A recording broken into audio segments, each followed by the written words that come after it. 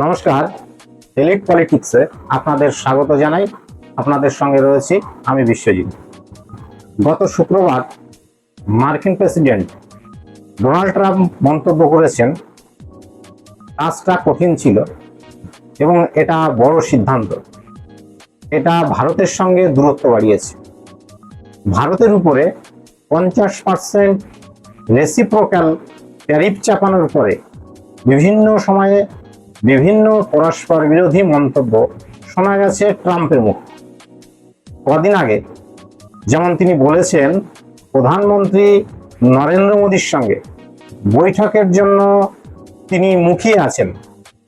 এদিন আবার তিনি ফক্স নিউজকে দেওয়া এক সাক্ষাৎকারে বলেছেন ভারত ওদের অর্থাৎ রাশিয়ার বৃহত্তম খদ্দের ছিল। ওরা রাশিয়ার কাছ থেকে তেল কিনেছিল বলেই আমি 50% ট্যারিফ চাপিয়েছি। কাজটা আমার কাছে সহজ ছিল না। ট্রাম্পের বিভিন্ন সময়ে এই বিভিন্ন মন্তব্যের কারণে স্বাভাবিকভাবেই প্রশ্ন উঠেছে, নয়াদিল্লির সঙ্গে শুল্ক জট কাটাতে কি আদৌ আগ্রহী ট্রাম্প প্রশাসন, নাকি মার্কিন প্রেসিডেন্ট ডোনাল্ড ট্রাম্প মুখে একদিকে মোদির স্তুতি করছেন আর অন্যদিকে তার ঘনিষ্ঠ মন্ত্রী পরিষদদের দিয়ে নয়াদিল্লির কাছে নিজের বার্তা পৌঁছে দিচ্ছেন যে রুশ থেকে অপরিশোধিত তেল কেনা বন্ধ না করলে শুল্ক কমানোর কোনো সম্ভাবনাই নেই। এবং এই কাজে নামছেন কখনো মার্কিন বিদেশ সচিব মার্কো রুবিও, কখনো বা কমার্স সেক্রেটারি হাওয়ার্ড লুটানিক, যে তালিকায় সর্বশেষ সংযোজন ভারতে মার্কিন রাষ্ট্রদূত হিসাবে মনোনীত সার্জিও গৌর। বৃহস্পতিবার জানিয়েছিলেন ভারতের বাণিজ্য মন্ত্রী তথা তার দলকে আগামী সপ্তাহে ইউএস সফরে আমন্ত্রণ জানিয়েছেন প্রেসিডেন্ট ডোনাল্ড ট্রাম্প। তারা আমেরিকায় এলেই পরবর্তী কয়েক সপ্তাহের মধ্যে কেটে যাবে বাণিজ্য চুক্তির সমস্ত জট।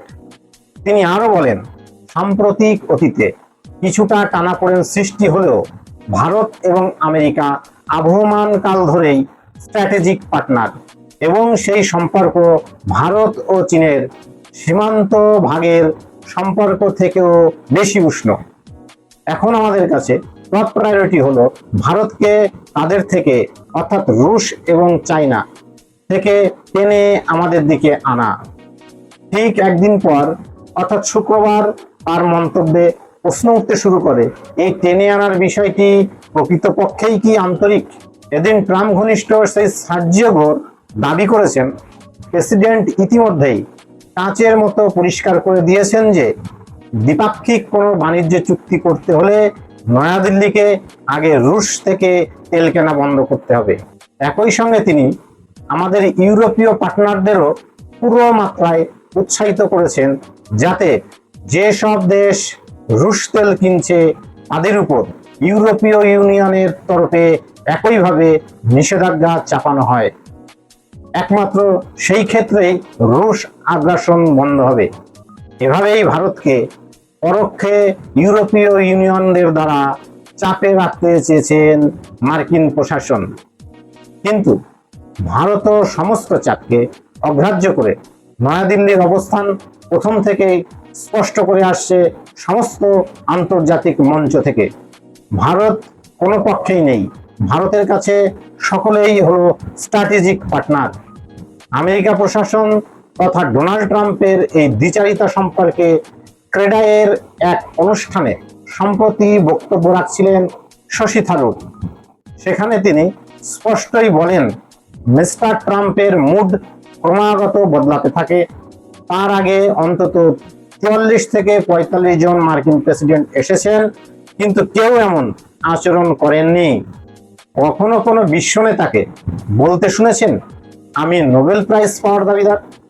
কোন নেতাকে কি বলতে শুনেছেন ভারত আর রাশিয়ার অর্থনীতি মৃত, ওরা একসঙ্গে ভাগাড়ে গেলেও আমার কিছু যায় আসে না? কোন রাষ্ট্রপ্রধানের কাছ থেকে এরকম শুনতে আমরা একদমই অভ্যস্ত নই। আসলে ট্রাম্প অস্বাভাবিক এক ব্যক্তি, এই বলে শশী থারুর ট্রাম্প সম্পর্কে মন্তব্য করেন। তবে ভারতের বিদেশ নীতি খুবই স্পষ্ট, ফলে চিন্তা ভাবনায় ও বক্তব্যে এবং কার্যকলাপে সাযুজ্য না দেখালে ভারতও কিন্তু দম্বার পাত্র নয়। তাই এই লড়াই এখনই থামছে বলে মনে হয় না। আজকে এটুকুই, আবার দেখা হবে পরের ভিডিওয়ে। সকলে খুব ভালো থাকবেন। নমস্কার।